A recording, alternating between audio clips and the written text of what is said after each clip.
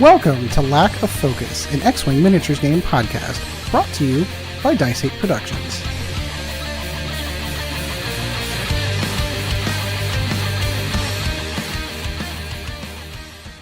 Hello, everyone, and welcome once again to another episode of Lack of Focus, episode 16, part 2, the episode that was so good we had to do it twice. Well, we kind of ran long, actually, on the first half, so we are now into the second half. So if you're catching part 2, you missed out a whole bunch of stuff in episode 1, part 1 of this, so go back and check that one out. But in this one, we're going to go ahead into our main topic, which is going to include some very interesting rules as far as firing arcs, how those work, how that functions, and of course, we still have our challenge going up on what points changes will come out. So all of that's going to be coming up right after this. Almost there. All right, we're back. In the main topic tonight, we're going to kind of rehash a little bit of what we did last week, where we did our guesses, our points bids, the over-under on how much things are going to go up. And we're going to try to get Sean's opinion on what he thinks on some of the upgrades that we were discussing. And then the primary, of course, is going to be talking about rules about firing arcs. So, Sean or Kris, do you want to give a quick rehash of the stuff that we discussed and what our thoughts are over the points? Okay, so Sean wasn't here, so I'll catch you up. And anyone else who didn't listen to our last episode should go back and listen to it. It was good fun doing it. So what we did, we each picked 3 upgrades, two sort upgrades, and from hyperspace, 1 from extended, and then gave our opinions of if they would go up in cost or down in cost, and then chatted about them. And then the person who gets the most correct is the closest to being right. We're going to donate the money that the episode makes on Patreon to charity of the winner's choice. So me, Ed, and Chad have already done ours, so we wanted you to have the chance to pick a charity as well. FFG tweeted that the points update is going to happen on the 28th. So it'll be the episode we record on January 31st. The way we're going to work it out is if an X-Wing is the standard line. So if X-Wings go up by 1 point and Vader comes down by 5 points, Vader actually got 6 points cheaper in comparison to an X-Wing. If that makes sense. Okay, so that's how we're going to judge how accurate we are. But that's so for all. simplicity's sake, let me just go off of what you guys have already picked, because I haven't dove that deep into this game yet. So if Chad was here as well, I would have got you to pick some cards as well. But seeing as Chad's not here, I don't want to catch Chad up next week and get his picks on yours. So I'm going to tell you 9 upgrades or 9 cards, and you say whether you think it's going to go up in points, down in points, and then by how many. Or you can have stay the same. Or no change. So, Ed's picks were supernatural reflexes. Oh, down 2. Cheaper by 2. Okay. Whoa, I need some context behind that. Especially with Kylo out now, I need some context. I just don't think Fantasy Flight thinks the way that we think. I think that they're looking at the big picture where Kylo is going to be costed high enough to where for you to have something like that, you're going to have to, you have to pay some points. Yeah. So there has to be give and take. Yeah. So Y-Wings? I think they'll stay the same. I mean, for me, I don't know. Stay the same. My argument for that one, just to give you some context on my line of thinking, I thought that they would go down because it was the one ship that I just wasn't seeing.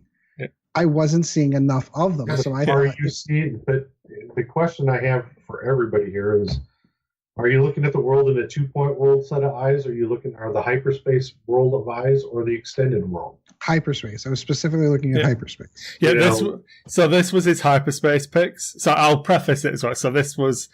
Those 2 were hyperspace picks. So I went down by 2. Ed went down by 2. Chad said stay the same for Y-Wings. For Supernatural, we all said up by varying amounts. I think Ed said +2. No, yeah. I said +3. Chad said +5. And Ed said they were going to be like 20 points, so +8. Then we had for Ed's extended pick, he had the TIE Defender.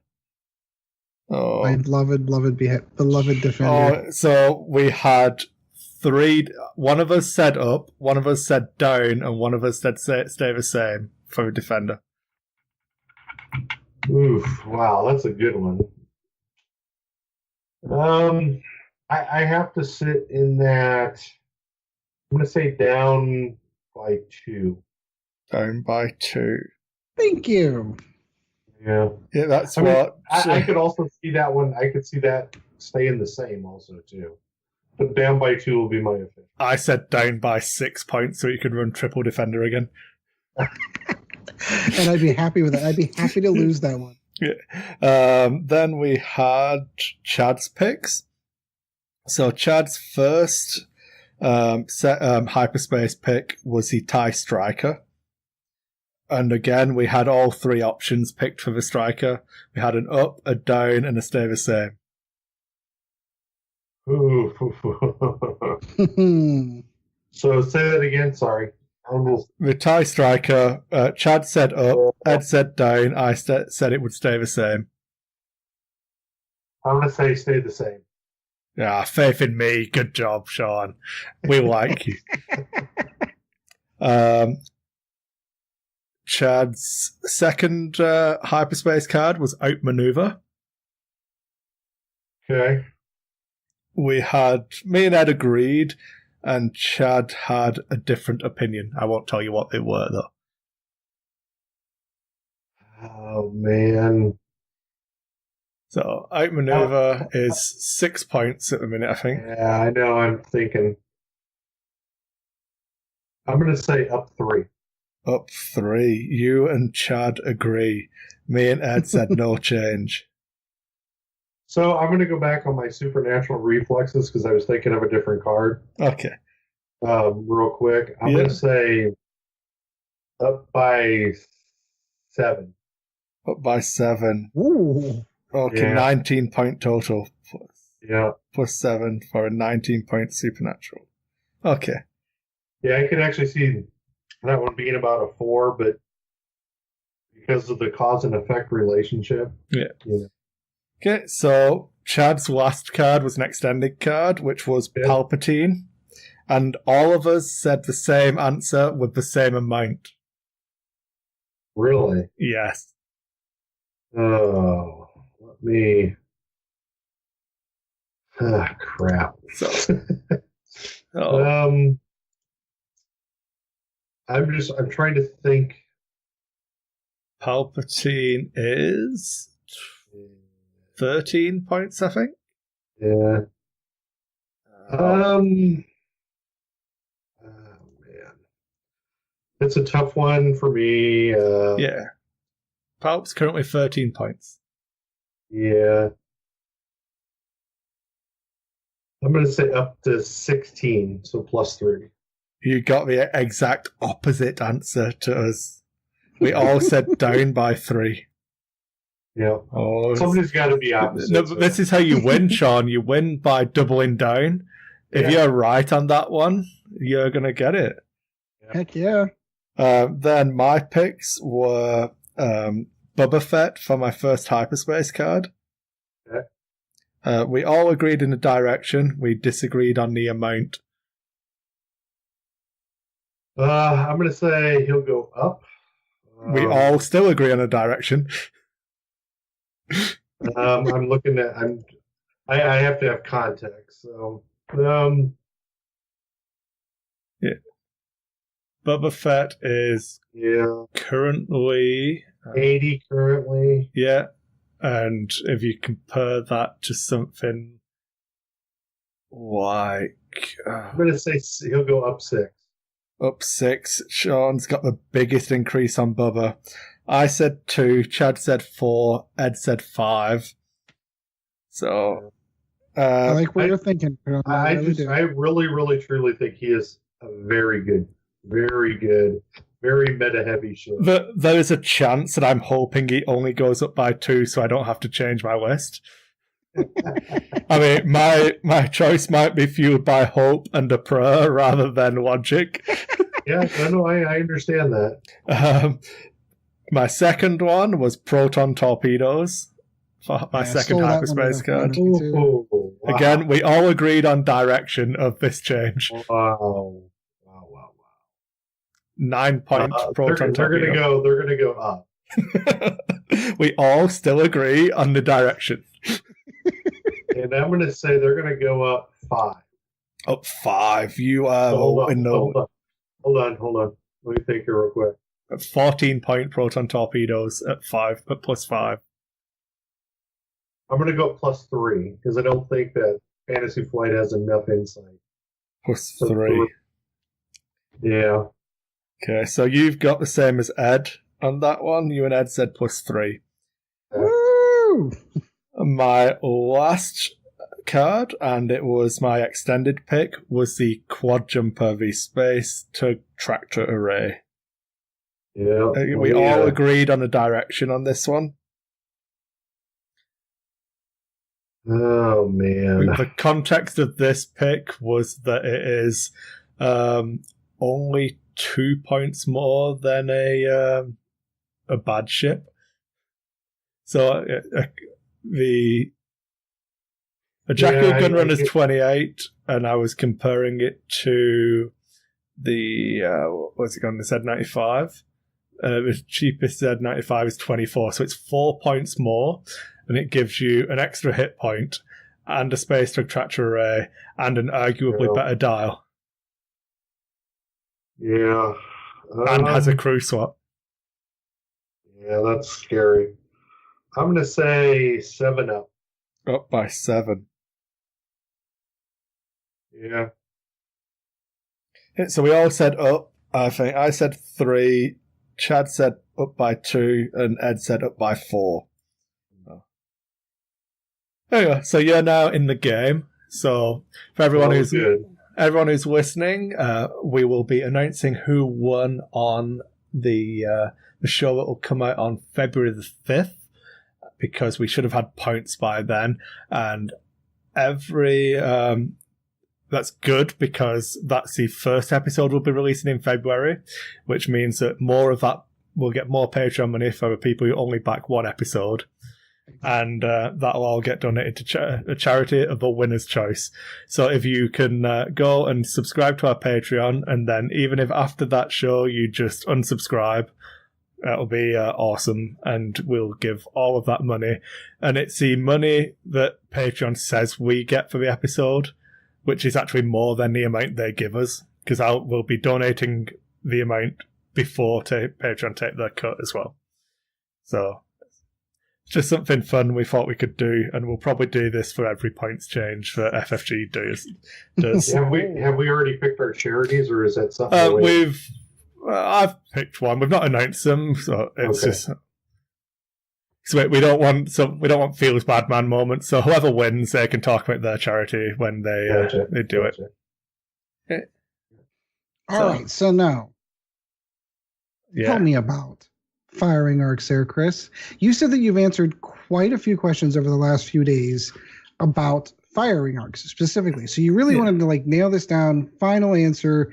This is how you ruled it. It's been since questions with Conquer Dawn, questions with Dengaru's ability, or Dengar's ability, questions with Fearless, Resistance A-Wings were a new contender with Outmaneuver, people trying to do it out the back, and it's people are complaining that the card's written badly for what people's primary weapons are and everything like that, and it's not. It's just that people are trying to play X-Wing 1.0 when that isn't a game anymore. So I wanted to take some time and go into firing arcs, what they are, how attacks work, and try and clear it up once and for all. And, this can be a reference point for people. So the preface I always have now is that there's symbols, and when you read the card, don't try and interpret what the symbol is. Just replace it with the words for what it says. So if it is the symbol, so in fact, I'm going to read it. It starts on page 3 of the rules reference guide. It's also in the FAQ also cleared up. Yeah. It's so on page 3, it has arc. An arc is an area formed between the lines created by extending hash marks or arc lines printed on a ship token to range 3. A ship is in an arc if any part of its base is in that arc. Arcs are measured beyond the base of a ship, proportion of any object, blah, blah. So and then it talks about the different types of arcs. Okay?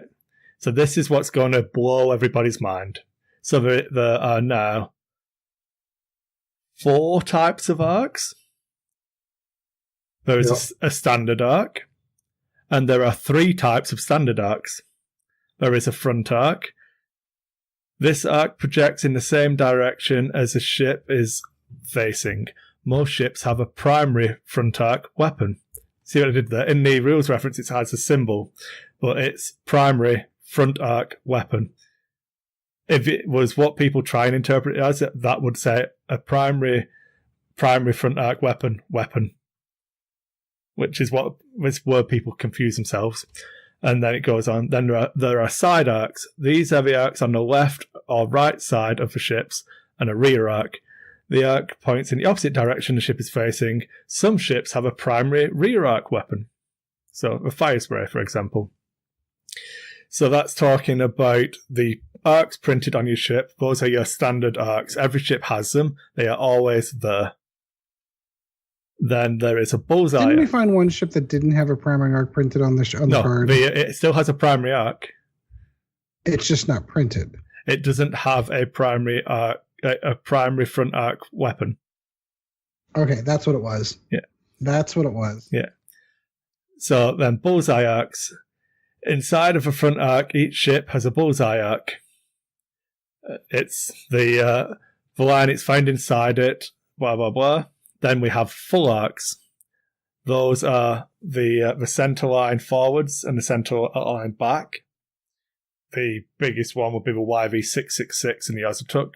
Use those for shooting.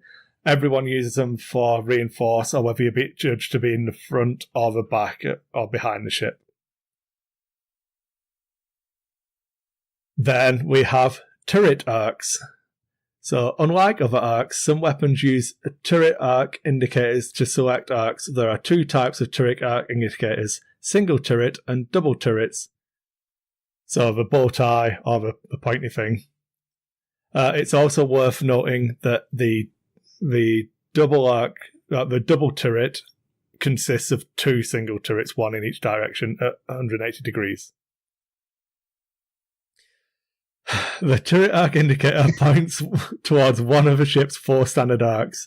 The standard arc that the turret arc indicator is pointing towards is a turret arc in addition to still being a standard arc. Whilst the ship performs a turret arc attack, it can attack a target that is in its turret arc. Arc. That's how it's written. Because it's a turret arc that you are in. You need to replace the symbol with the words. So if you go into a rules reference, read these words, look at these symbols and how they're referenced, that clears up every card, and then it's super easy to play 2.0. You just need to read this page and understand it. This is page 4, by the way. Use that for reference. So then we have firing arcs as a separate header. A ship's firing arc. So all of that is just talking about arcs. That's not talking about shooting. Those arcs all exist outside of being attacks. So a ship can have a front arc. An X-wing has a rear arc. You can be in an X-wing's rear arc. Yeah, unless it's referenced, it's irrelevant. So then we have firing arcs. A ship's firing arcs include all shared arcs on the ship's token plus all turret arcs, if any. If a ship upgrade card gives a ship a turret arc or primary weapon with a specified arc, those arcs are also firing arcs. Okay? So far, so good. Yeah, good. Then we get to scroll into it's page 20 something, I think, for the actual weapons. Primary. Where's it gone? I should have just opened up 2 pages. Fun times. Best radio ever. Totally professional podcasting right now. Okay. Okay. Then, sorry, on page 14, we have primary weapon comes up. So each ship has up to 2 primary weapons listed on its ship card. Each primary weapon has an arc symbol and a red attack value. During a ship's attack, it can choose a weapon to perform an attack with. It performs an attack using a primary weapon. The attack value indicates how many attack dice it rolls during the roll attack dice step, and the arc symbol indicates where a defender must be located. A primary weapon, so this is bullet pointed, a primary weapon requires the attack range to be 1 to 3 and has no cost by default. Since primary weapons are not special weapons, they do not benefit from abilities that trigger when performing a special attack. Okay? So the reason this is important is because this tells you how the game actually works now for what a primary weapon is. So there is no primary attack. There is no auxiliary attack. There's no such thing as a primary attack anymore. A ship has got primary weapons, which could be a turret. A turret can be a ship's primary weapon. A turret can be a ship's primary attack. All of that comes into play now when we start looking at cards. So the biggest one at the moment that's been pissing me the hell off. Sorry, Chad, you were just the last person in a long line of people. Was outmaneuver. So, and my response has been lots and lots of times, what does the card say? RTFC. Yeah. No, not. And so I've been saying it a lot in the last few days, actually. So I had the tournament, obviously, and I streamed X-Wing for 4 hours. So in the last 2 days, I've said this a lot. I'm not. And don't forget, Chad IM'd you and was like, hey, what does this mean again? No, this is why it was really interesting that you brought this up. No. And I was going to talk about this before Chad IM'd me because people were assuming I was being a dick when I said, what does the card say? And it's literally, if you read it, it's all there. So, while you perform a front arc attack, if you are not in the defender's firing arc, the defender rolls 1 fewer defense die. Okay? So, it just says firing arc. Yeah. If you are not in the defender's firing arc, the defender rolls 1 fewer defense die.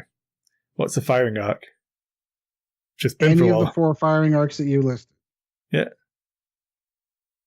Which could be a primary, could be a bow tie, could be a turret, could be an auxiliary arc from the rear, like all of those are, or the full half arcs, rear arcs. Yep. So what's a firing arc? So we go back, we find what a firing arc is. Fun time, see arcs. I'm going to go back to page 3. It's like, I've just spent the last 10 minutes talking about what it does, but we're gonna go through it again, just so we can be sure. A ship's firing arcs include all shaded areas on a ship token plus any turret arcs, if any. So, if a ship can shoot you, you're in its firing arc. Correct. So, if you've got a Falcon, you can be in front of it and still outmaneuvering it. Yes, because you're not in a firing arc. Yeah. Okay. But if that Falcon has got a missile, it now has. So no, No. So it doesn't, because I'm just taking that. I shouldn't have said that, because that's going to make it more confusing now. People are going to clip that bit and ruin me. So a ship's firing arcs include all shaded areas on the ship token, plus any turret arcs. So if it's got a missile, doesn't matter, because it doesn't. Does it have a shaded firing arc? If it's got a shaded firing arc, you're in it. If it's bow ties pointing at you, you're in a firing arc. Okay. Back to outmaneuver. So it's twofold. While you perform a front arc attack, so we'll cover. We've done this about first. We could the second caveat first, but the first part of outmaneuver is while you perform a front arc attack. So what's a front arc attack? Is it an attack that originates from your front arc, or is it an attack that uses that symbol? Yeah. So this is fun. This is. Oh dear. If you, so I hate this game so much. A front arc attack is what we were talking about when it says, it references on the card what an attack is. So it's got two pieces, each type of attack has got two pieces of information normally. If it's a special attack, it's got the arc of the attack that it uses, like a front arc attack, and the range. If it's a primary attack, then it is what's printed on the ship card. And assumed to be range 1 to 3. Yeah. So a concussion missile is a front arc attack. A proton rocket is not a front arc attack. The Falcon firing its bow tie out of its front arc is not a front arc attack. Okay. Gotcha. So an A-wing, a resistance A-wing, does not have a front arc attack with its primary weapon. It can never trigger outmaneuver unless you give it a missile. Huh. Okay? Huh. A resistance A-wing can never trigger outmaneuver. Because it is a turreted attack and not a primary firing arc. So, it's a primary weapon attacking out of the ship's front arc. I'm going to have to make sure I've got this right now, because now you've gotten yourself confused. Yeah. Okay, just going to double check. I'm going to edit this bit out anyway. It's fine. Mm-hmm.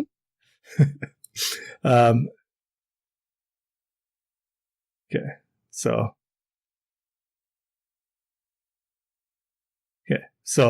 this bit is from page 5, where we're looking at the actual attacks. It references attack arc. So during an attack, the attack arc is the arc that corresponds to a weapon the attacker is using. Okay, so remember when we spoke about arcs, there are 4 different types of arcs. So the attack arc of a resistance A-wing firing its primary weapon is a turreted arc. Is that a front arc attack? No. Because it's a turreted arc. Okay.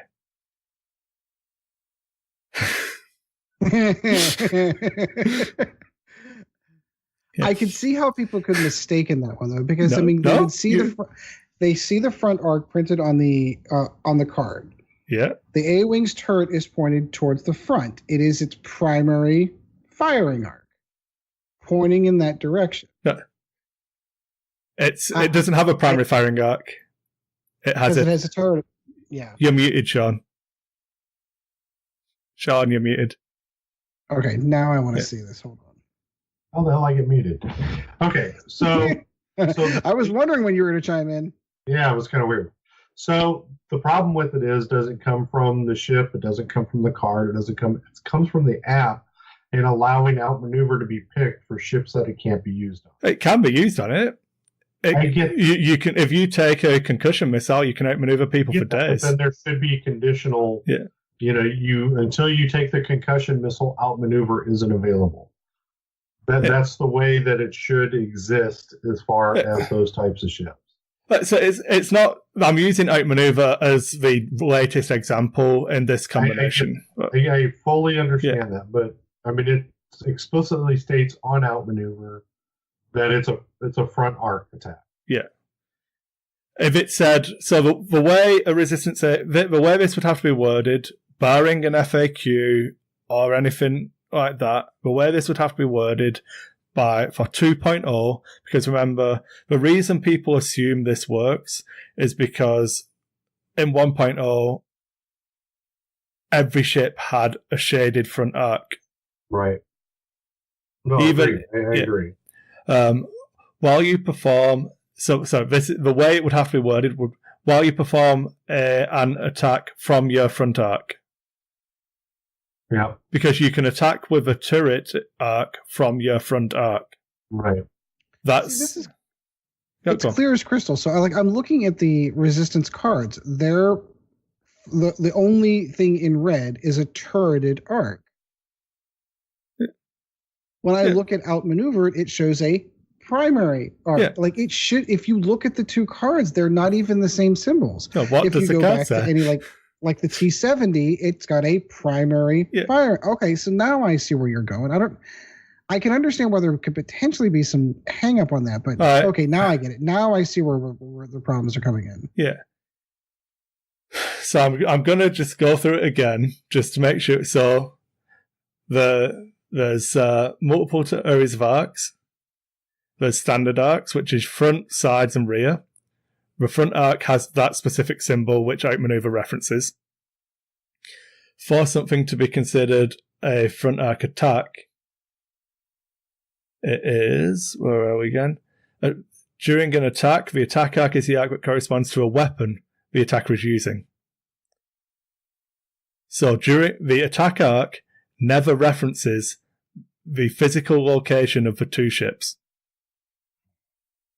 I get that. On an A-wing, though, the problem is that it's putting those symbols on the card for the A-wing. It's putting the front and rear, even though they don't call them primary, or they don't call them. Yeah, it does because it says that they can. So the A-wing out of your front and back. Yeah, it says that. So you can only rotate your turreted arc to your front arc or your rear arc. Right, but I can understand the confusion because now they're seeing it on the card. Yeah. That's why we're doing this service. I also understand the confusion. Yeah. But that's why I'm saying it's about how you read the cards. And you need to not look at what the symbol is. You need to translate that symbol into what it stands for. Right. So in page 4, under standard arcs, it says 1 front arc in words and then shows you what that symbol is. So if you use written English, that then means that this symbol can be used as shorthand for front arc. Mm-hmm. So that symbol no longer ever means front arc attack. Right. It only ever means front arc. So that's why the actual outmaneuver card says perform a front arc symbol, which is shorthand for front arc, and then attack the word. And that's where people are falling down. They're using the 1.0 logic of that symbol in 1.0 used to mean a front arc attack. Right. It doesn't. It just means front arc now. So it's interesting to bring if you have cluster missiles, outmaneuver would be worthwhile. Yeah. Well, arguably, it would be more worthwhile. You get what I'm saying? Yes. Yeah. So it's interesting I had mentioned the ship that doesn't have a firing arc printed on it. I'm looking at the Resistance A-Wing. It does not have a firing arc printed on it. Right. Yeah. If you look at the base, there is nothing shaded in orange to indicate that it has a firing arc in any direction. The only thing that it has it has the 4 standard arcs that every ship has. Right. Yes. But those are just when you look at the weapon, so if you go to the missile or torpedo that says you have to fire it out of the front, then that's what gives outmaneuver the permission to be able to be used. Yeah. Because on the torpedo cards, it shows the front arc. That's how that weapon is fired. When you look at the ship itself and its weapon, it can only fire front and back, but there's no marked arc. Yeah. Wait. What was the scum ship that's got the 180? The YV-666. YV-666. So the YV-666 does not have a front arc attack. Right. It has a full arc attack. It has a 180 attack. Yeah. They're called full arcs now, but yeah, it has a full arc attack. So now I'm just trying to get to the FAQ and errata to make sure the arcs. Okay. So wait, so under can a ship that only uses a turret or a full arc attack use effects that require a ship to perform a front arc attack, i.e. fearless or outmaneuver? No. Note the differences between the requirement. While you perform, so this talks about fearlessness. Oh, fearless. I always say this. I always add the 1.0 of it. So this is actually really well done by FFG. So while you perform a front arc symbol primary attack, that's fearless. Okay. So we know what a primary attack is now. It is either a front arc attack or so a primary attack is the attack printed on the ship's card, which can be either a front arc, a full arc, a rear arc, or a turret arc. All of those are primary attacks. This one is specifically referencing a front arc primary attack. So that's the only way to trigger fearless, is using the attack printed on your ship that is a front arc primary attack. Okay? And then it talks about punishing one. While you perform a primary attack, so that's any of those 4 attacks that I just said, front arc primary, rear arc primary, full arc primary, turreted arc primary, when you are performing any of those attacks, if the defender is in your front arc, punishing one triggers. Yeah. So the way I teach people to play is that you need to first understand the 3 symbols. There's the 90-degree quadrant, front, side, left, right, rear. If it says the front one, you replace it with front arc, rear arc, left arc, right arc. Normally it has both of them, because I don't think there's anything that references it as an individual side arcs yet, but we'll see. There's design space there. You replace it with those words. So it would be front arc, side arc, rear arc. You replace it with the words. If it's a 180, you replace it with full arc. If it is the turret symbol, whether it is a single or a double, you replace it with turret arc. As long as you replace that symbol with those words and read the card, X-Wing is the easiest game you will ever play. So, for clarity, the YV-666, like the A-Wing, could never proc outmaneuver. Correct. Unless it used a missile. Unless it used a missile. Yeah, we'll get into the exceptions. Yeah. But that also would mean that the Falcon would never trigger outmaneuver because it doesn't have that fire. Yep. Whoa. It's easy. Simples. So I could totally see someone coming brand new into the game, picking this up, saying, well, that's not what the card says. The card says it's got to be this. So this is where you're wrong, Ed. Someone coming brand new to a game would read the rulebook. Well, that's what I'm saying. With no assumptions, and then they go, what are you all doing? Outmaneuver doesn't work on this ship. Right, that's what I'm saying. Like, someone new would look at the card and outmaneuver and says, you don't have this attack, that doesn't trigger. Yeah. But it's our old 1.0 mentality that says, well, of course it does. It's printed. It's right here. It has that attack because it's firing out the front arc. Yeah. Oh, all right. You're right. This did bend my brain a little. So between this and solitary upgrades, it's been a learning day. Ooh, yeah, it has been. on how that functions. So that is really fascinating. Yeah.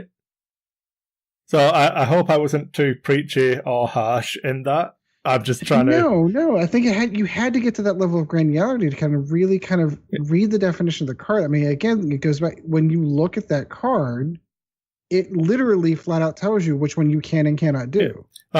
If you ignore that there is a symbol there and read what that symbol means in X-Wing 2.0, it could not be more simple. Right. Yeah. I mean, it's a difference between wording and symbolism. Yeah. And understanding your symbolism to what the word is, that's the most important part. I think that you're bang on, Sean. People don't understand those symbols because they just assume they already know because they've been playing X-Wing for years. And chances are there's a lot of people who haven't read the new rules to the game. Or if they have, it's that. It's just skim reading it. It's page 4. If you sit down, page 4 of a rules reference guide, it could not be clearer. It lays out the 4 different types of arcs: standard, bullseye, full, and turret. It shows you which symbols mean each of those arcs. Yep. And if you understand that, reading the cards comes a lot easier, and just read the card. What does the card say? And that is the key piece right there, is read the card, read the rules, understand the rules, play the game. Yeah. And that's me. I'm done. I'm out for main topic. I'm done. I'll melt your brain and then I'll leave. All right. No, that was fascinating. Any other examples? I know outmaneuver is obviously one of the primary ones, but there's got to be a handful of other ones where that's got to come up with. Outmaneuver, fearless, certain pilot abilities. You mentioned Concord Dawn too. So the number of people. So Concord Dawn is. I'm looking. I've got it here. I've got my my worlds card. Oh, fancy. So it's Concordia face off. While you defend, if the attack range is 1 and you are in the attacker's front arc, change 1 result to an evade result. So this is different. This always triggers if you're in the attacker's front arc. You can fire at me with a turret. You can fire at me with a full arc. You can fire at me with a side arc if you like, as long as I'm in your front arc. So I could see where the confusion comes in because it's the same symbol. It's not. Well, so it is. But what does that symbol mean? Front arc. Yeah. Does it mean a front arc attack? No, it just means front arc. Right. So if I'm in your front arc, nor does it mean primary attack. Yeah. No. And that's where I think the confusion ultimately lies. Yeah. Is everybody still thinks the front arc on every ship is still a primary attack. Yeah. No. And it's not. It's just a front arc. Yeah. How you attack in this game, the attacking rules changed in the game. Yeah. So they changed a lot, actually. Without being too facetious, the way I tell people to read Fang Fighters is if you think how would this card be more cheating, that is a correct way to read it. Concordia always triggers effectively. Well, because so I've played games where people used Fen, and it's a turreted attack out of the left arc, the game that I'm thinking of off the top of my head, and they triggered it. Yeah, because it was in the front arc as well. Because you ride that line. No, it was in the left arc, but because it was a primary weapon. That's where they're wrong. Right? They're wrong. That doesn't trigger. Yeah, they are wrong. So if the attack was coming from the left arc, but you were still slightly inside the front arc, right? It would still trigger. To make it abundantly clear, it was. The key piece here, Ed, is this: front arc exists, right? So this is your front arc. Yeah. It can trigger still as long as you're within that front arc. You may be a shot coming, like Kris was saying, out of the left, because you can be in 2 arcs at one time. Yeah. Yeah, so in the example that I'm thinking of, Fen was in the full left arc. So, The bow tie so when the you bow tie read, was- when you read Concordia Face Off, what you should do, I'm defending, check. Is it range 1? Check. Am I in the attacker's front arc? No. Oh, well, I'm fucking dead then, aren't I? Sucks to be me. Right. Yeah, it doesn't trigger. I Yeah. mean, and that's the thing is that people keep calling that the primary attack. Yeah. Primary. No, it's not that anymore. It's just No. like Kris said, it's now front, side, and back. Yeah. And then you have quadrants. Now, Yeah. and you have the quadrants in those different arcs too. Quadrant in the front arc is a bullseye arc. Quadrant on the side is the split down the middle of those arcs. And then you have a rear arc, which can be a primary arc for a primary attack, but it's still a rear arc. Yeah. It's not a front arc. Yeah, because I could see a ship with a primary rear arc. Fire sprays can outmaneuver trigger if you're firing out of the back of a fire spray. So I need to read what's the card say. So, I'm asking. This is kind of that. I already know the answer, but this is the question that needs to be asked. If I've got a fire spray and it has outmaneuver equipped, Right. So while performing a front arc attack, if you are not in the defender's firing arc, the defender rolls 1 fewer defense die. So Right. I'm not performing a front arc attack, so it doesn't matter. It's automatically eliminated. Yeah. Because it's not in the front arc. Yeah. It may be in a primary arc. It might be. there. It's an arced attack, but Yeah. every attack's an arced attack. Even a turret attack is an arced attack because it comes But from a it's turret not arc. out the- It's not out the front. Okay, wait. So a turret, remember, a turret isn't a turret, it's a turret arc. So, outmaneuver states front arc. Yeah. Okay. The symbol on it states front arc. Yeah. Okay. So if you're behind a fire spray without maneuver, outmaneuver triggers because you're not in the front arc. Oh. No. No. This is the fire spray using outmaneuver. Oh, okay. I see where we're going. Yeah. Okay. Yeah. But a lot of people will think that front arc still is primary attack. Yeah, because it's got the arc symbol, they're taking that to mean any arc symbol. It doesn't. It means front arc because that's what that symbol means. Right. And that's the key piece to all of this is that understand the game attack is about arcs. Yeah. So get down to it. It's all about arcs. So can you be in the side and front arc of a ship at the same time? Yes. Okay. So if it's a turreted ship, can it use outmaneuver if you are in both of those arcs? It depends.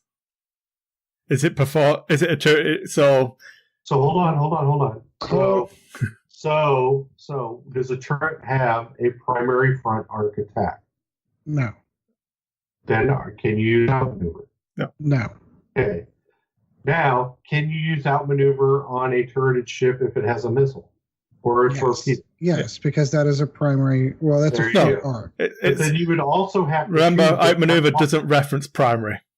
Right. I Which is why I corrected myself. Yeah. But here's my point though, is that now you're in the left and now you're in the front. If you shoot the torpedo, can you shoot it out the side?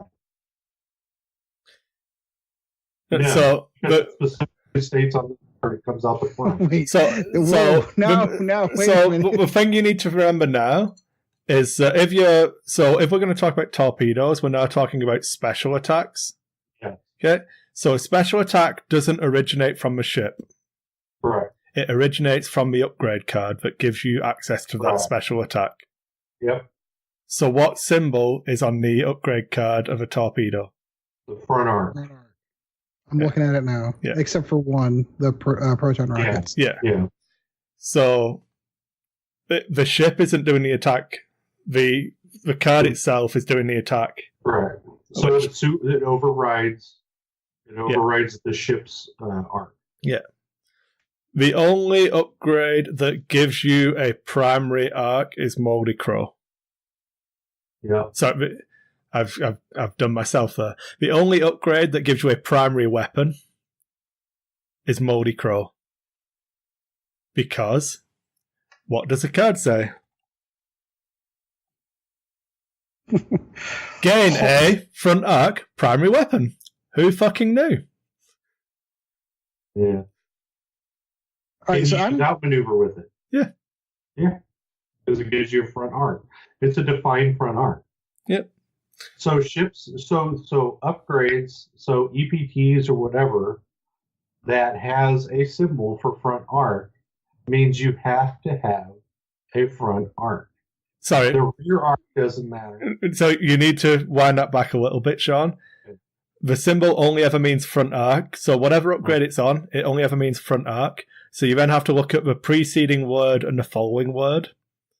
Because the preceding word could be a primary front arc attack. I agree. Yeah. Or it could be a primary... so it could be a front arc attack. Or it could be a front arc special attack. It could be... You could have, in the future, you could have a card that says, when performing a turret attack from your front arc. Again, like Ray and stuff like that, where you... But in outmaneuver itself, in cards that are like outmaneuver that specifically have a symbol that states front arc. That means front arc means front arc. It means you have to have access to your front arc. Access is given by the symbols either painted on the ship on the token itself, or from something else that gives it a front arc. If it is not, if it's the swirly or the curly Q or whatever you call it, the circular turret, there is no front arc as far as weapons. Yeah, I think we've beaten this one to death now. I think we're I've got one more. I've got one more. Go on. I've got one more. So I'm just getting to it. I want to make sure that I'm reading this correctly to make sure I've got this correct. So when I am using wedge without maneuver, you're doing the game wrong.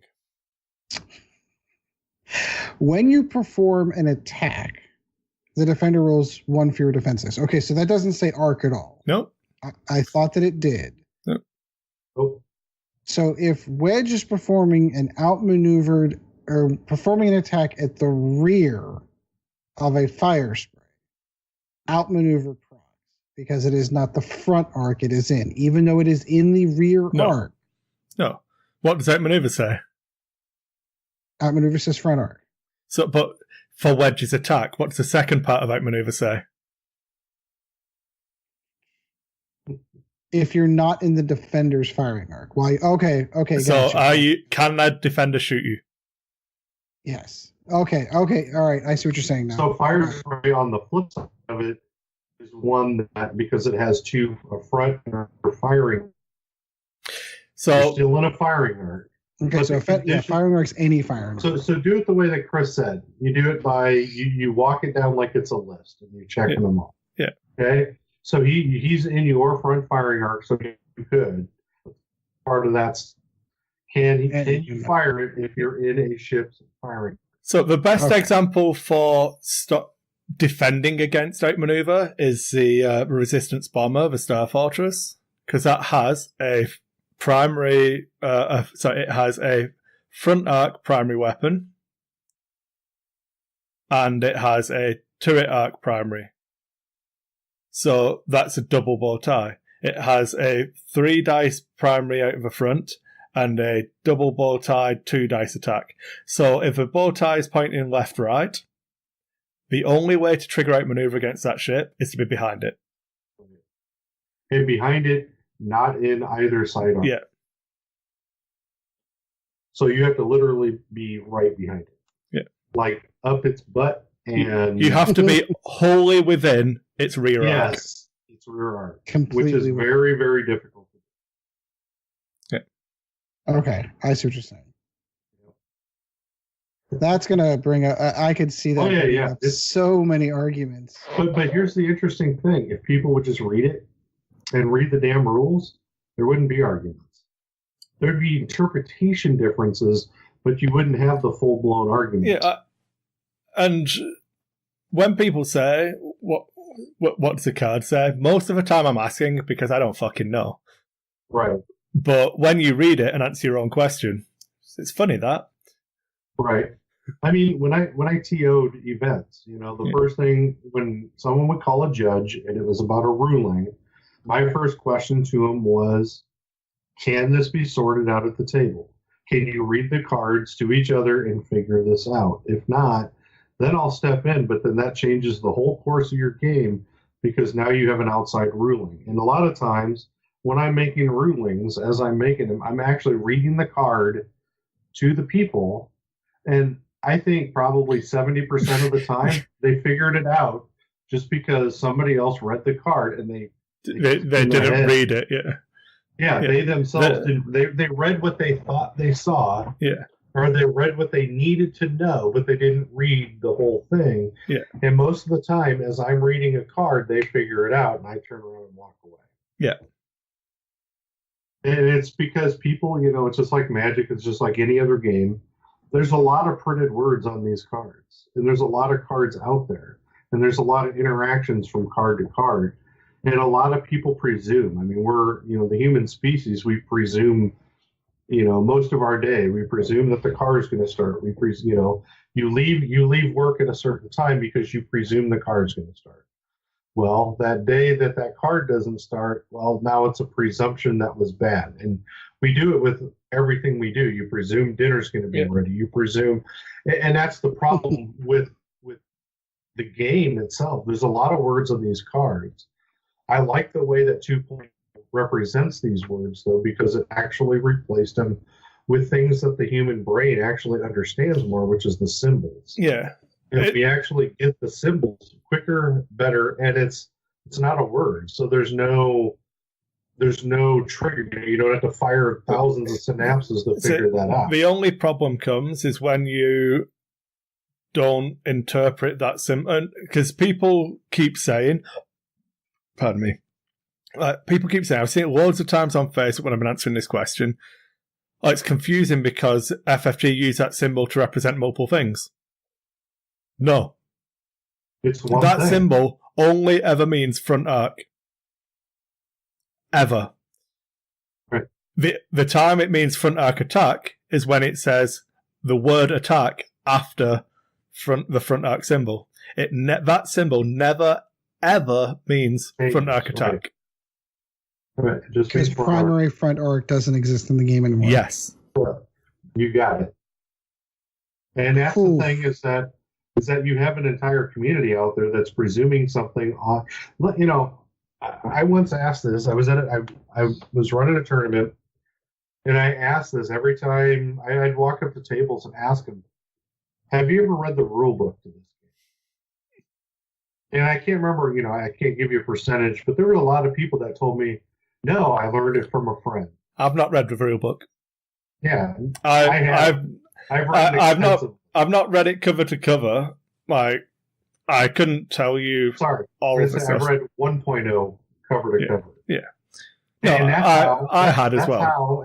So in 2016 at Adepticon, when Dengar came out, that was the thing about Dengar was if Dengar dies, he dies.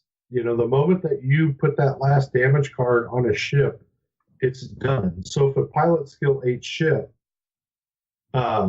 kills it, it doesn't get the fire back. It doesn't get the shot back. That was the original ruling that was on it. And it pissed a lot of people off.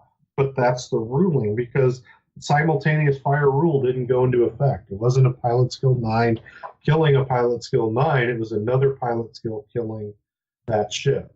So if it was a pilot skill 10, pilot skill 8, simultaneous fire rule doesn't exist. So at that tournament, that's what I fought because I made it plain and clear. It's written in the rules that as soon as a ship takes the damage, it is removed from the table. That's the end of that ship, unless simultaneous fire came in. And then they changed the rule so that Dengar could do Dengar things because everybody was complaining. Well, it's one extra shot, it doesn't matter. And it's not even that because that game doesn't exist anymore. Right. But you get what I'm saying. No. People never read the actual rules, to the game. It's just like this. It's just like in the old rules. I haven't read it in the new ones because I haven't really gone through the rules yet. But did you know that when you took a focus action, you're supposed to state that you took a focus action? And the moment that you state it, you're committed to that action. You weren't able to pull it back and say, no, let's boost. It's the same thing with boost. Yeah, it's that once you've declared your action, theoretically, you place the token next to the ship. Yeah. And you declare it. You declare actions. That's why if you've ever played against me, everywhere when I play the game. Sorry, Sean. I just have pictures of Michael Scott declaring bankruptcy in the office. Yeah. I declare bankruptcy. I don't think that's how it works. But the funny thing is, though, is that when I brought that up to the open community, there were people who were bitching and moaning about it. Oh, the people who just flip all of the dials and do what they want, and take all your actions at the same time. Right. It's all well and good until you don't get away with it, and then you're in the wrong. So the only thing a judge can't rule on intent; it can only rule on the rules. So right. And that's the way that I ruled X-Wing. It's just like somebody who says, you're going to because Dash is a great example. Dash, original ability, you were supposed to declare that. Yes. Every single time. And then it got to the point where people would say, I'm using Dash's ability unless I state otherwise. Wrong. You're actually wrong at that point. Because it's specifically now, once again, if you're, I get it. It's easier that way. Why are you using Dash if you're not using? No, for me, I don't disagree with your ruling on it. The reason why I would actively tell people to declare that at the start of a game is because you have then declared that Dash's ability is always going to be in use. And that's actually what I started saying later on. Is if you're gonna blanket this stuff in, you need to declare it at the beginning of your game. Yeah. And then it's out there. Then the world knows that, your opponent knows. What pisses me off, though, in that is when the opponent would say, come back later on in the game and try to say, well, he didn't declare that at a critical point when the game was on the line. Of course, when they're about to lose. That kind of stuff. No, ultimately, did you declare it at the start of the game? No. Well, it's not on then. Then it's not on then. Right. Yeah. That's exactly what I would say. That's how I rule it, because there's just pieces to the game. The game is so complicated. The game got so complicated, and especially at the point when Dash came into the game, that you had to start laying down rules judgment. But then I was in tournaments where it was just nobody really had a concept of that. It was just automatically assumed. And then when somebody would get pissed off because that happened, then people would be freaking out, especially locals. That's why when I play the game, when I decide what action I'm going to take, I state it. I don't just throw a cardboard chit down and then put my finger on it like I'm playing chess. I've totally seen that. Yeah, I've actually absolutely seen that. And then they pick it up and take it back. Well, your intent was never there because you never stated it. Did you actually take that action if you didn't state it? Well, by the rules, you actually did. What's interesting to me is the same people that would say, well, I didn't state it, but I put the token there, are the same people that say, well, you put the boost token down, you put the one bank left down, so that's the action that you declared. Right. Now, I obviously... Ultimately, he never declared an action, so he's actually... just grabbed a template. Correct. But the way that I would rule on that, and people bitched about that, is did you put it between the two nubs? Yes. And that's your action. Because now you've measured. So I just wanted to point out to people everything we discussed earlier about the rules, and we have reference pages, all of that is for the rules reference guide, which is the actual rulebook. The document that is called X-Wing 2nd Edition Rulebook is the rulebook for the starter set. Yeah, it's the getting started guide. Yeah. And then they have a quick start guide. Yeah, there's quick start rules, rulebook. The rules for the full game of X-Wing is a rules reference document. And then there also is, unfortunately, a page on the Fantasy Flight forums which has all their rules. Yeah, that's specific questions and stuff like that. I don't really mind that so much, but it's more that there is a 2nd edition rulebook which doesn't actually have all the rules in it. It should be. Yes. That's a nuisance. Yeah. Well, and what's weird to me is the way that the rule book reads is it follows the phases of the game. Yeah. So that seems like it's a very natural read. When you get the rules reference, it's literally the rules in alphabetical order. Yeah. Yeah. So it's the keywords of the game in alphabetical order. Right. Absolutely. And the bad thing about the rules references is that whenever they add it or have added a new keyword, they don't add it to the rules reference. They added it to the FAQ. It goes to a rules reference now. I'm saying in the past. So Yeah. this is for past people. It didn't go to it went to the FAQ and not to the rules reference. But as Kris stated, they're supposed to be updating the rules reference now. Well, that's why the FAQ is at the back of a rules reference now. It's all one living document. Right. What I don't like, though, is you can't access that through the app. Yeah, I was thinking that. Like, I really thought it was weird that there wasn't a link to either the rulebook or the rules reference in there to be able to cover that. It shouldn't be a link. It actually should be embedded. It's not a yeah. You know, you're not looking at, hundreds of pages here or thousands of pages. You're looking at a pretty 29 megabytes. Yeah, that's nothing for that app. Well, like you guys have all run tournaments. I've done the same. Like every time you're getting ready to run a tournament, you always had a copy of the most recent FAQ with you to be able to make those rulings in case something came up. It'd be so much simpler to just, like you said, have it embedded in the app to be able to pull it up and go, nope, it's right here. And you have that.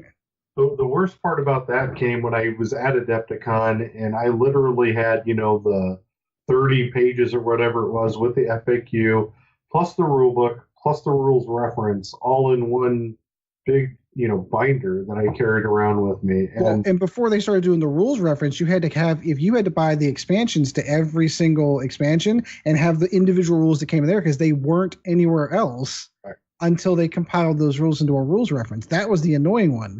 Right. And I like what they've done with 2.0. They've made it simpler to play.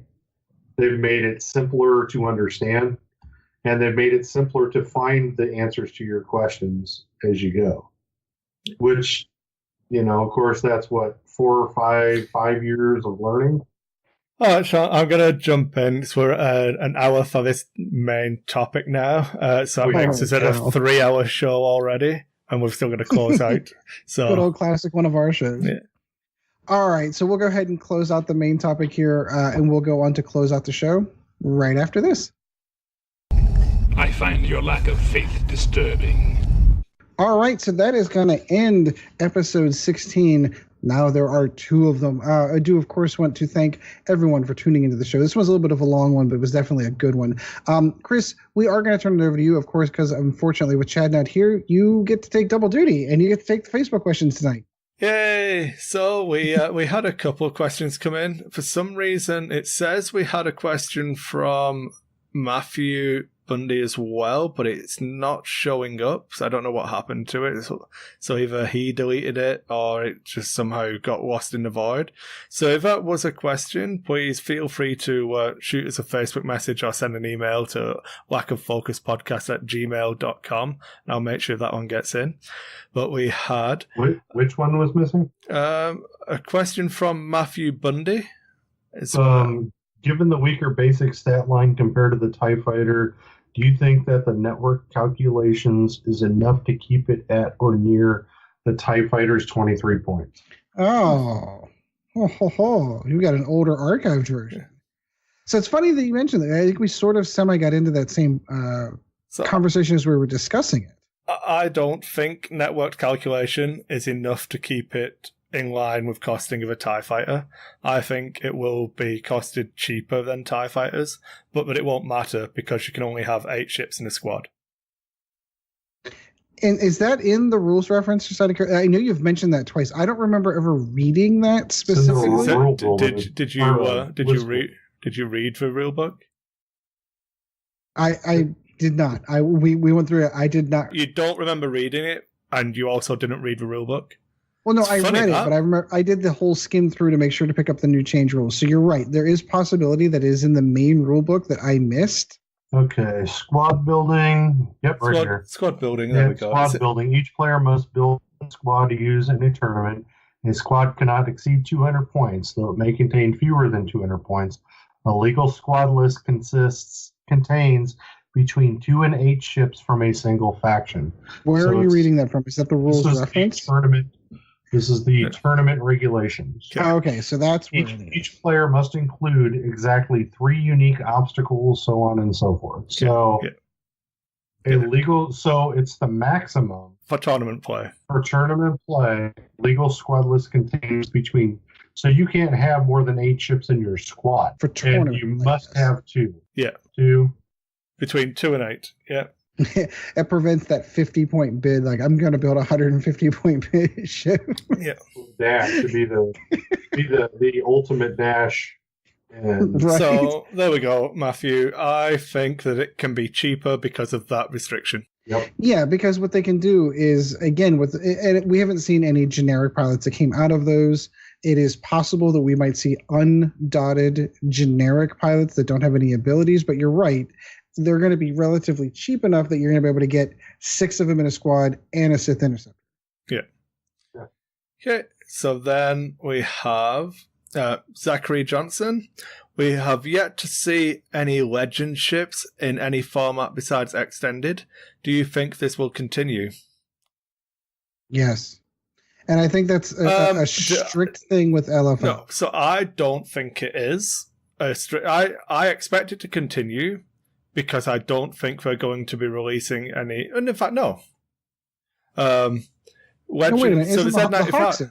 No, the Hawk isn't. So the only ship that is a legend ship will be the Z95, which comes out in Wave 3, and that'll be hyperspace. So, wait, so which movie was the Hawk in again? So it's a Hawk in hyperspace. Oh, so argument. Right. Okay. It has to be canon. It has to be. Yeah. So it has to either have a source material or once they put it in the game, it becomes canon. I don't believe the Z95 is canon. I don't believe. I may be wrong, but the Z95 is in Wave 3. Well, so one would assume. Was it in a comic book? I'd say show? I don't know. That's what I'm saying. Yeah. There's a lot of source material. Yeah. It could have been from one of the books that came out. Yeah. I'm not asking, I'm stating, as in I don't know if it's been made canon, but I know it was a legend ship.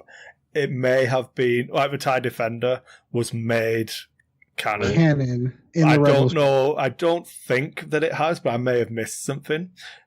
But so that's what I'm saying. I don't know that it. I don't think it's something malicious or like a Disney is saying no. I just think it's we've got all of this cool shit.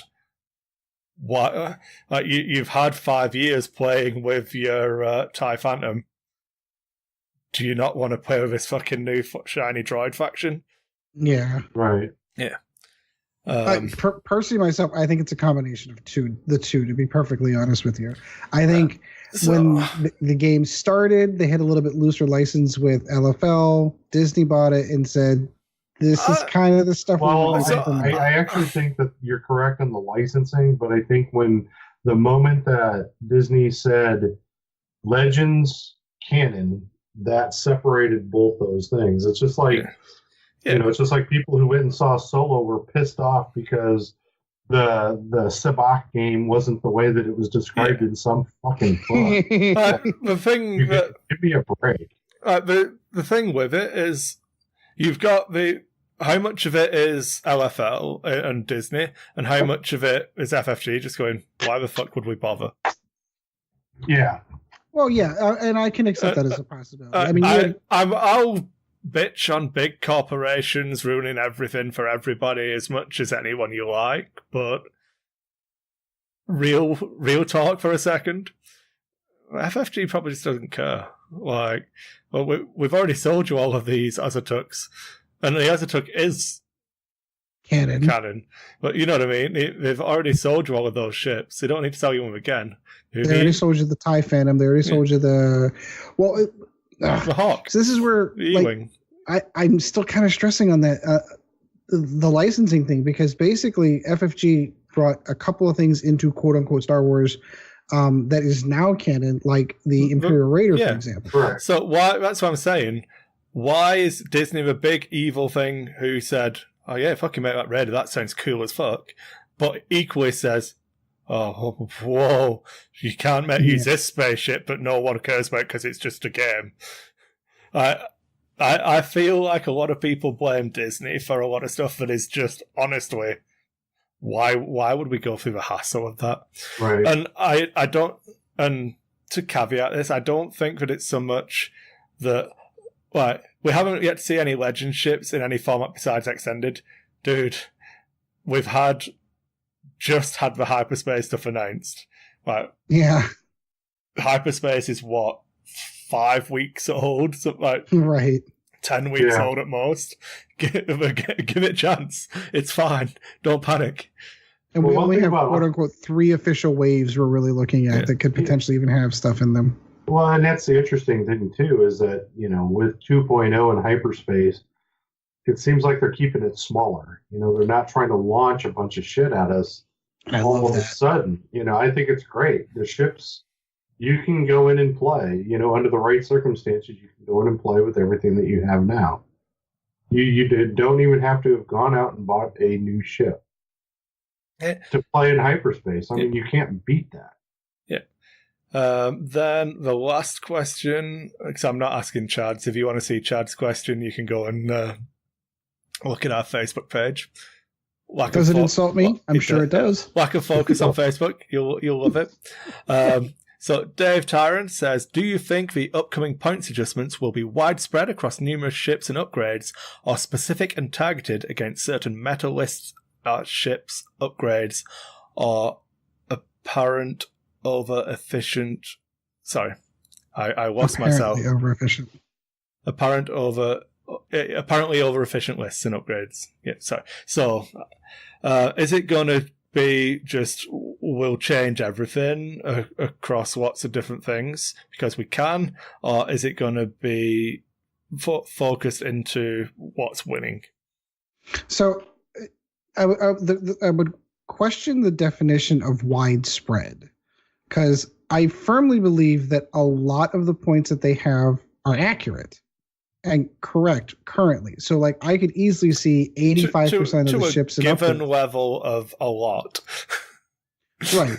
Well, I'm trying to define that. Yeah. You're interrupting the definition. So I genuinely believe that about anywhere between 70 to 80% of the stuff that's in the game currently will not change, that they believe that they are correctly pointed, and that's fine. The 20%, though, that I feel that are going to change, I feel are going to span both hyperspace and extended. That's the question I see a lot. Yeah. So I'll answer Dave's question, and if Sean, do you want to chime in first, and then I'll... Well, I think this. I think what matters the most to Fantasy Flight, right? Well, we're going into hyperspace, rules of hyperspace, ships of hyperspace. I could see it being where it's only the ships that, like you said, Ed, that cross over from hyperspace into extended. Because in my personal opinion, why are you wasting time on something that doesn't exist in the play system that you're putting forth? Now, prior to a system open, so if the system open is an extended format, I don't know what it is. Actually. It is extended. System open, an extended format. Yeah. So the first one of that's coming up in like April. So if you're going to affect the whole thing, then you affect that at that time. But right now you're going into hyperspace trials. So they're both running simultaneously. So I know that they do. I know they do. I'll come in and just wrap that bit up, I think. So I know what you're saying, and my point directly addresses it. So for David's question, I think you do have to break it down. And what you two naturally did was the breakdown of hyperspace and extended. Yep. I feel like... because people are going on about the chain, will they just focus on only fixed hyperspace? Well, I think hyperspace is actually pretty tight. So I think that in hyperspace, you'll have extremely targeted changes to specific lists, upgrades that are in efficient lists. In extended, I feel like you'll have more widespread changes where, we're not seeing a lot of people flying... I don't know. Yeah, so maybe we'll bring that down a little bit. These, like, I think we spoke about it when we spoke about Palpatine last week. We're not seeing people take a lot of the Force user crew.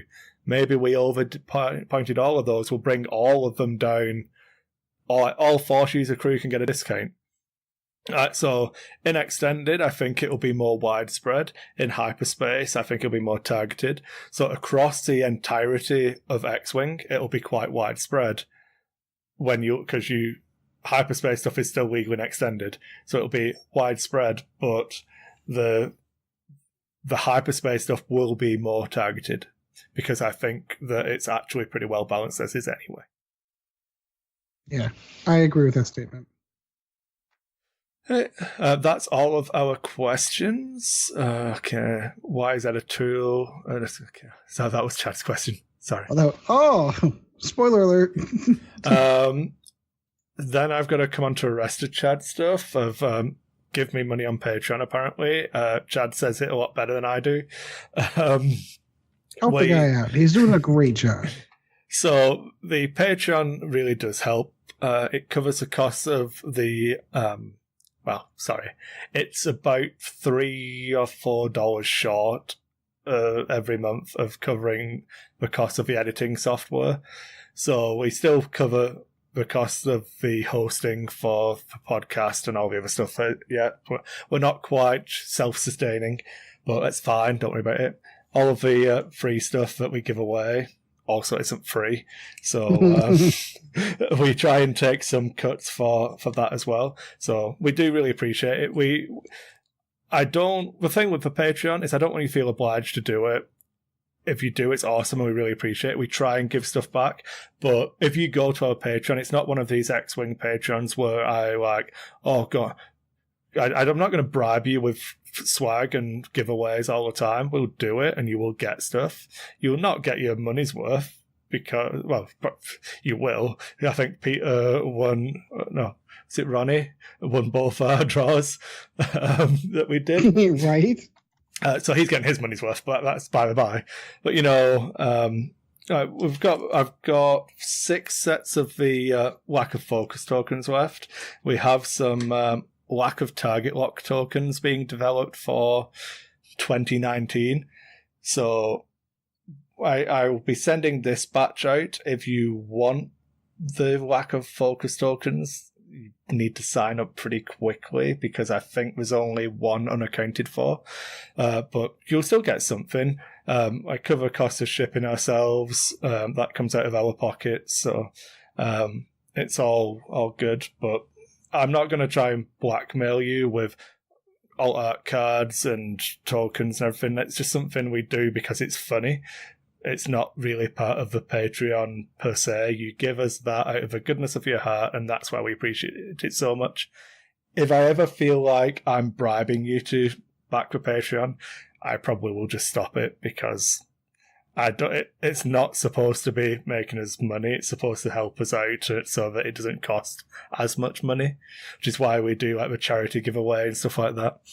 Exactly. Rant over.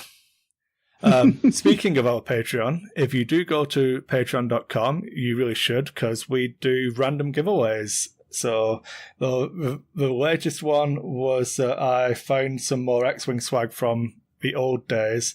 So I'm giving away a 2014 Range 3 ruler. And all you had to do was not even be a Patreon. You just had to comment on the post. And only 4 people saw it because I didn't share it anywhere. It was just for people who randomly checked. So I'm going to do a random.org between 1 and 4. And we have number 1, which is Michael. Michael Do. I'm not seeing how to enter my shipping address for free stuff on Patreon. It normally confesses up as information to fill out under pledge details. So everyone who commented on the free stuff thing were just commenting that I'd messed up for Patreon and hadn't actually asked for shipping addresses because I wasn't trying to bribe people with stuff. So thanks, Michael. That comment has won you a 2014 Star Championship Range Ruler. Woohoo! I was just looking at mine. Yeah. We'll get them sent in. I'll get it packed up and sent away. I dispatched the Mining Guild tie we gave away before Christmas. Oh, that's awesome. We were chatting about this off air. I think it was saying that any prizing that I win, I'm probably just going to throw in for giveaways and stuff like this. I've got a big pile of bomb tokens, and I've got 2 spring 2015 ones, and I've got 1 more 2014 one, and we'll keep giving stuff away, but it won't necessarily be to Patreon. You just have to be on Patreon to see it, and there'll be limited times. So make sure you go in there, checking it out. We have lots of free content available, and you get early access to as much stuff as I can. The early access to this one will be less valuable because we're recording on Sunday, so I've only got 1 day to edit it and get it out before our Tuesday Chris. deadline. But yeah, that is it. Thanks, Michael. You will get that as soon as I can send it and confirm your address. Thank you for doing all you do for the show, Chris. I really appreciate it.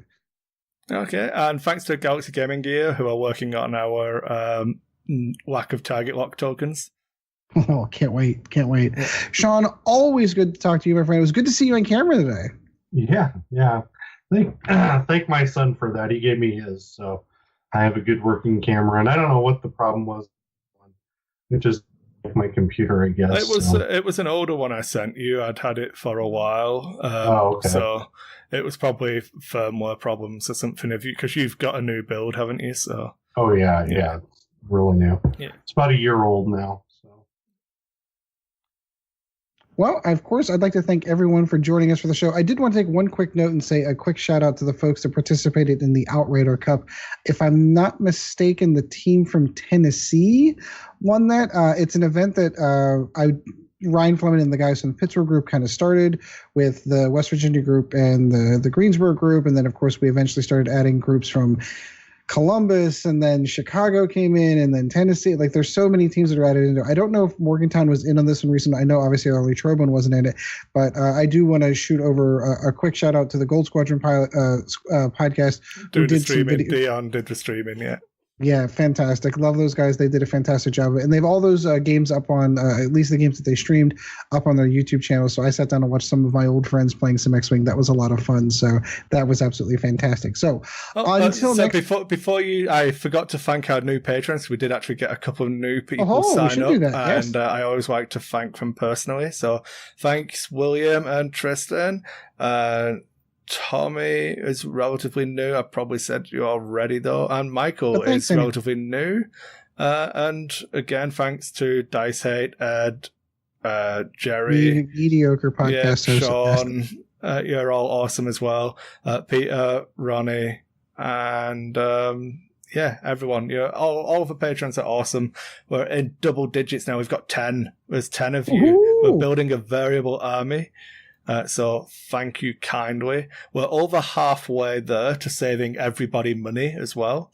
So I said, once we get to $50 an episode, we'll only charge every other episode. So we're over halfway there. Can't wait. Sean, you get to be on all those lists. You're the sole possessor of the only name on my Patreon little thing at the end of my YouTube channels for my Magic stuff. Sean's the only name on the list right now. He's got the sole possession of that one. Hey, so I start somewhere, and if you start doing giveaways, hey, I'll be getting everything. So yeah, you will. All right, so that's going to end a rather long episode. It wouldn't be our show if we didn't run long. So thank everyone for joining us once again. We will see you in 2 weeks where we will be diving into the points changes and see how crazy this game's going to get and what changed the most. I'm looking forward to that one a lot. So until next time, guys, thank you so much. And as always, fly casual.